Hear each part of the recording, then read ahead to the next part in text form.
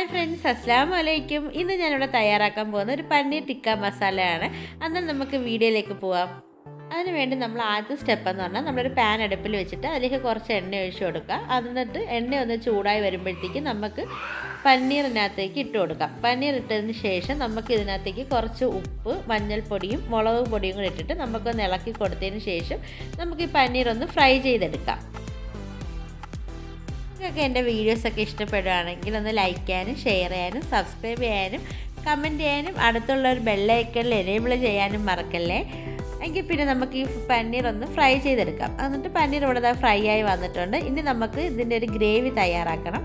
അതിനുവേണ്ടി നമ്മൾ അടുത്ത ഒരു പാത്രം വെച്ചിട്ട് അതിലേക്ക് കുറച്ച് എണ്ണ ഒഴിച്ചിട്ട് കുറച്ച് ചെറിയ ജീരകം, കുരുമുളക്, പട്ട, ഗ്രാമ്പ്, ഏലയ്ക്ക, പിന്നെ ഒരു ബേ ലീഫിൻ്റെ ഇല രണ്ടായിട്ട് കട്ട് ചെയ്തിട്ട് പിന്നെ ഒരു 2 മീഡിയം സൈസിലുള്ള സവാളയും കൂടെ ഇട്ടിട്ട് സവാള ഇട്ടൊന്ന് ഇളക്കി കൊടുത്തതിന് ശേഷം ഒരു കൈപ്പിടി കാഷ്നട്ടും ഇട്ടിട്ട് ഒരു തക്കാളിയും കുറച്ച് മല്ലിയിലയും ഇട്ട് പിന്നെ ഒരു 3 വറ്റൽമുളകും ഇട്ടിട്ട് പിന്നെ നമ്മൾ കുറച്ച് ഒരു 1/2 ടീസ്പൂണോളം ഉപ്പും ഇട്ടിട്ട് നമ്മൾ പിന്നെ ഇതിനകത്ത് ആവശ്യമെന്ന് പറഞ്ഞാൽ ഒരു 1/2 ടീസ്പൂൺ മഞ്ഞൾപ്പൊടിയും 1 ടീസ്പൂൺ മുളക് പൊടിയും കൂടി ഇട്ടിട്ട് നല്ലതുപോലെ നമുക്ക് ഇളക്കി കൊടുക്കാം.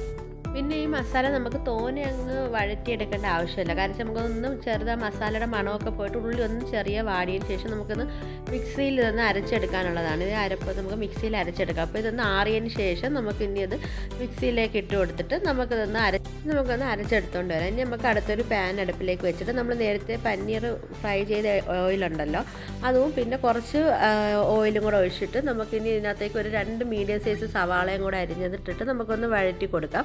അതിനുശേഷം നമുക്ക് ഇതിനകത്തേക്ക് ഇഞ്ചി വെളുത്തുള്ളി പേസ്റ്റും കൂടെ നമുക്ക് ഇതിനകത്തേക്ക് ഇട്ട് കൊടുക്കാം.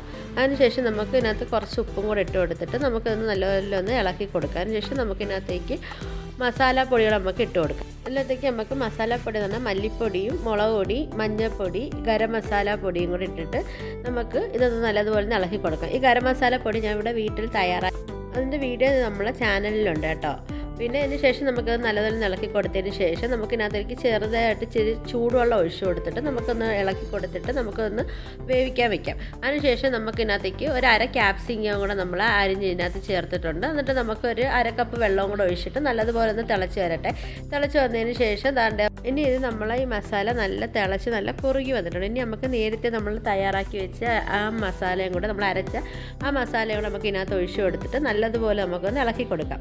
എന്നിട്ട് ഈ മസാലയുടെയൊക്കെ ഒരു പച്ച മണം മാറുന്നത് വരെ നമുക്കൊന്ന് ഇളക്കി കൊടുത്തതിന് ശേഷം ഇതൊന്നും കൂടെയൊക്കെ നല്ലതുപോലെ ഒന്ന് തിളച്ച് വരട്ടെ. നമ്മൾ നേരത്തെ ആ മസാലയ്ക്കകത്ത് കാഷ്നട്ടൊക്കെ ചേർത്തിട്ടുള്ളതുകൊണ്ട് ഇത് നമുക്ക് നല്ല തിക്കായിട്ടുള്ള ഗ്രേവി ആയിട്ടായിരിക്കും കിട്ടുന്നത്.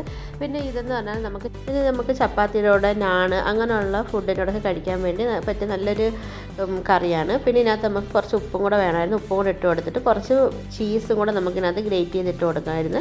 എന്നിട്ട് നമുക്ക് നല്ലതുപോലെ ഇളക്കി കൊടുത്തിട്ട് ഇത് നല്ലൊന്ന് തിളച്ച് വരട്ടെ. തിളച്ച് വന്നതിന് ശേഷം നമ്മൾ നേരത്തെ ഫ്രൈ ചെയ്ത് വെച്ചിരുന്ന പനീറും കൂടെ നമുക്ക് ഇതിനകത്തേക്ക് ഇട്ട് കൊടുക്കാം.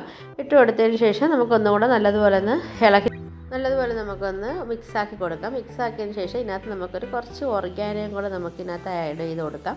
അതിനുശേഷം നമുക്ക് പിന്നെയും നമുക്കൊന്ന് എല്ലാം കൂടെ ഓർഗാനോ എല്ലാം നല്ലതൊന്ന് പിടിക്കാൻ വേണ്ടി ഇളക്കി കൊടുത്തതിന് ശേഷം നമുക്ക് കുറച്ച് മല്ലിയിലയും ഇട്ട് കൊടുക്കാം. പിന്നെ അങ്ങനെ പനീർ ടിക്ക മസാല ഇവിടെ തയ്യാറായിട്ടുണ്ട്.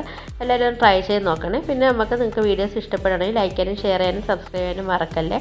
ഇനി അടുത്തൊരു വീഡിയോ ആയിട്ട് കാണാം.